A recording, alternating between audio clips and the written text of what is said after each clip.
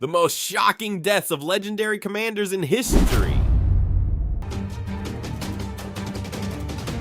Pyrrhus of Epirus died under a roof tile thrown by an old woman in a street in Argos in 272 BC. And I've been trying to figure out how to open with that without it sounding like a joke. Because it's not a joke. That's just what happened. He was in his 60s. He'd fought Rome twice and won both times. Won so badly for himself. His own casualties were catastrophic each time. Like winning a fistfight by headbutting someone, that his name became a word for that specific type of disaster. You probably learned the phrase in school. Pyrrhic victory. That's him.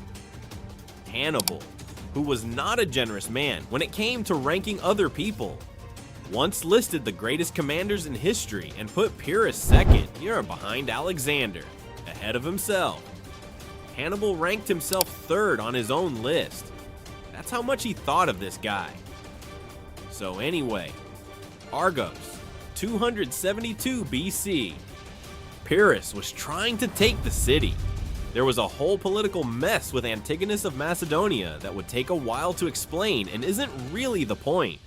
And the whole operation had fallen apart into street fighting, which was genuinely the worst possible format for how Pyrrhus actually fought. Open ground, cavalry formations, those war elephants, devastating for 20 years on proper battlefields, completely useless in a lane 8 feet wide. One of the elephants had lost its handler somewhere in the chaos and was just charging around the streets of Argos trying to find him. Plutarch mentions this almost in passing, like it's a minor logistical note. An elephant, alone, looking for a specific person, during a battle. I've read that detail probably 4 times now, and it still doesn't feel less strange.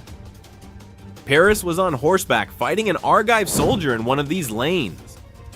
The soldier's mother was watching from the roof of her house. She was watching her son about to be killed by the second greatest military commander in history, according to a pretty credible source. She threw a roof tile, hit him in the neck, broke his spine. He fell. A soldier finished it on the ground. Plutarch actually gives 2 slightly different versions of exactly how it ended and doesn't fully commit to either, which is the kind of historiographical honesty you don't always get from ancient sources. Usually they just pick a version and go with it. Either way, Pyrrhus was dead in a street in Argos under a roof tile, and that was that. No dramatic last words recorded. No final battle. A tile. The Cleitus thing. Okay. Everyone knows Alexander killed his friend in a drunken rage. That's the version that survives because it's clean and fits a narrative about power corrupting people. What gets lost is how genuinely strange the whole night was.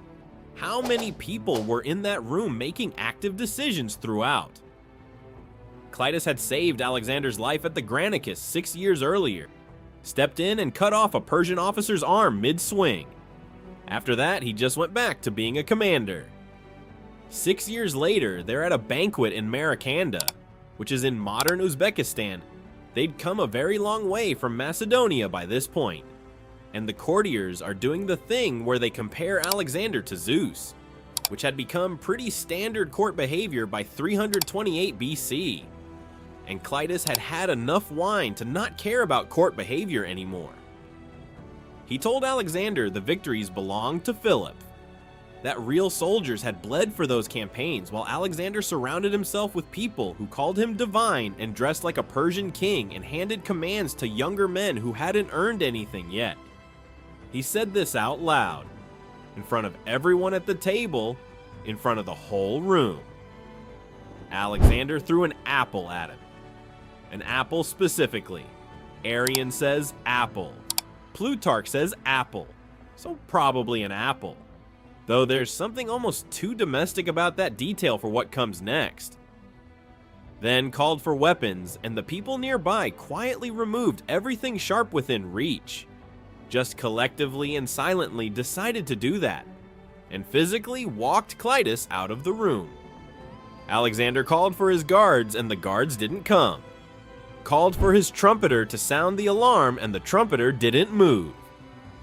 The whole army sort of simultaneously arrived at a position of really not wanting to be formally involved in whatever was happening inside that room, which is its own interesting thing.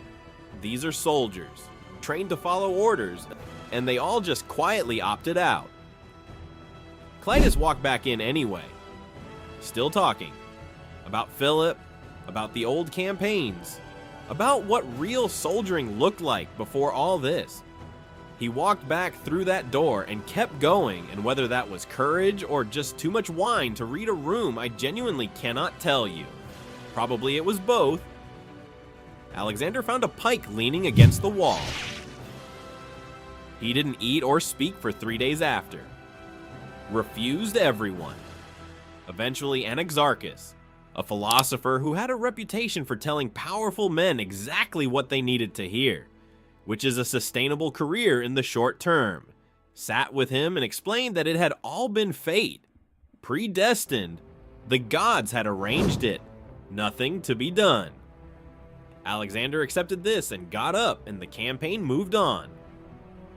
Anaxarchus himself later died by being pounded to death in a mortar by a different ruler he'd offended, which has nothing to do with this story, but I think about it every time his name comes up. Hasdrubal Barca, Hannibal's younger brother. This one genuinely bothers me in a way the others don't. Maybe because the mistake is so small and the consequences are so total. He spent 11 years in Spain running supply lines and holding territory while Hannibal was doing Cannae and becoming a legend. Nobody wrote poems about Iberian territorial administration. Say he did it for over a decade anyway.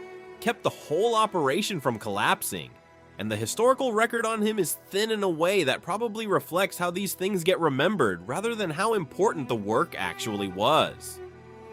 207 BC, he finally crosses the Alps himself with a fresh army. The plan is to push south through Italy, find Hannibal somewhere in the middle of the peninsula, and hit Rome simultaneously from both directions.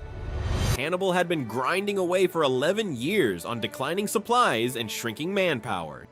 He needed this. Hasdrubal knew that. The whole war was riding on whether these two armies could link up.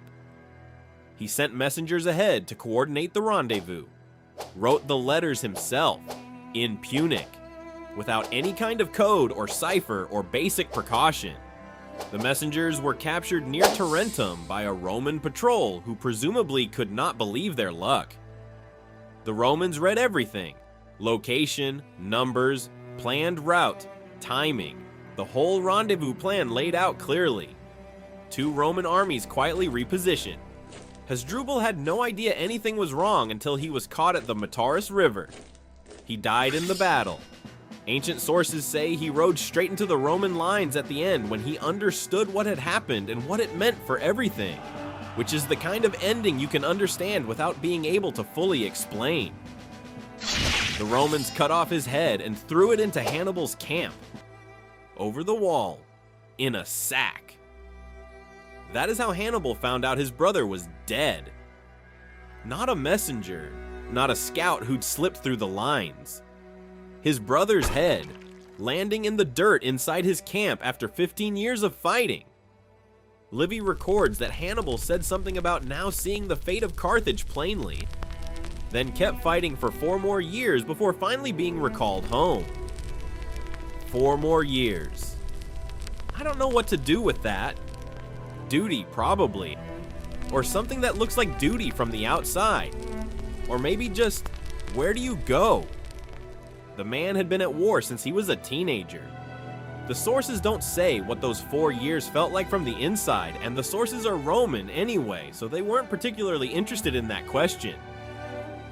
1 letter, no code. That was the Second Punic War.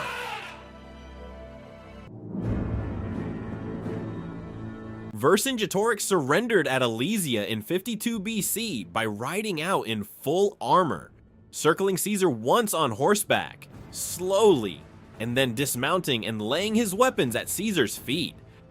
Very deliberate, very staged, and not without justification. He'd held Gaul together against Rome longer than anyone expected, had united tribes that had spent generations fighting each other, and had come genuinely close to winning. Caesar's own account of Alesia, which he wrote himself and which you should read with appropriate suspicion throughout, has moments where you can feel how close it got. The relief army nearly broke through the Roman lines from outside. Vercingetorix was coordinating from inside simultaneously. Caesar was fighting on two fronts at once, and it nearly didn't work. He came close to being the man who lost Gaul, and his account of the battle still shows the shape of that even through all the self-serving writing. So when it finally collapsed, Vercingetorix at least got to decide what the ending looked like. The armor, the horse, the single slow circle around Caesar. He decided that part. Caesar put him in a cell. 6 years. Not forgotten, not ransomed, not exchanged. Kept. The Roman triumph required the defeated enemy leader, displayed in chains, paraded through the city. Caesar had other problems in the intervening years. Civil war, Egypt, Cleopatra, the whole Roman Republic coming apart at the seams. More civil war. The triumph kept getting postponed. Vercingetorix sat in his cell for 6 years waiting for the Roman political situation to stabilize enough for his execution to be scheduled, which is a sentence I find genuinely difficult to sit with for very long. In 46 BC, they brought him out. Chained, paraded through Rome in front of crowds who had mostly been children when Alesia happened. Then taken back inside and strangled. Suetonius mentions this in about one sentence. Standard procedure. Very efficient. He surrendered like a man who thought he could control the shape of his own ending. He got 6 years in a cell and a strangling on someone else's schedule. Antigonus II, Gonatas, died in bed at around 80 years old in 239 BC. Pyrrhus spent years actively trying to kill him and ended up dead in a street under a tile. Cleitus died on a banquet floor with a pike through him. Hasdrubal died in a river because of an uncoded letter. Vercingetorix waited 6 years in a cell for someone to get around to strangling him. That's the range of outcomes for men who operated at this level in this period. That's what the Hellenistic world did to people who held weapons and power and made themselves visible. Antigonus just didn't die like that. He kept going. Outlasted Pyrrhus. Outlasted the chaos. Made it to 80 in a world where that was genuinely not the expected result for someone doing what he was doing. He was less spectacular than Pyrrhus, less symbolically resonant than Vercingetorix, less the subject of the kind of stories that follow a man down through 2,000 years of retelling. Maybe that's part of it. The ancient world was frequently fatal to the conspicuous, and Antigonus, for all his decades of warfare and political survival, managed to be just slightly less conspicuous than the rest of them. Or he was lucky. That's also a real possibility, and the sources don't give you much to choose between them. He died in bed and wasn't thrown anywhere afterward, which in this company feels almost indecent.